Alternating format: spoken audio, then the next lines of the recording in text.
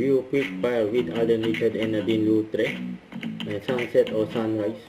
Siguro both nga. Kasi magkaiba yung ano niya yung beauty niya. I mean, iba yung beauty ng morning sun and iba rin yung beauty ng golden hour ng sun. Okay, so, it's really a hard question to answer. So both. I think so. Ako, chill by the beach. Di naman ako marunong mag-surf eh. After ng shoot. Baka turuan na ako ni Nats.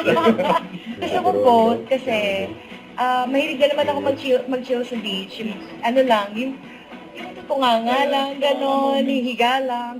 But at the same time, exactly. But at the same time kasi, masarap din talaga mag-surf. Pero mag-surf lang ako pag maliit lang yung alon. Sunscreen siguro dahil iba na yung araw natin ngayon because of global warming. Yung chinelas all the way lang. Minsan nga yung iba, I mean, the first time I went to Siargao, yung mga batang nakikilala ko doon, nakapaalang sila. Yes. Siguro slippers sa sunscreen. Ako, tumbler. Kasi, hindi nga water kasi for the coconut water, tsaka for the hojicha or all of the hojicha and matcha that I could drink on the island. Yun.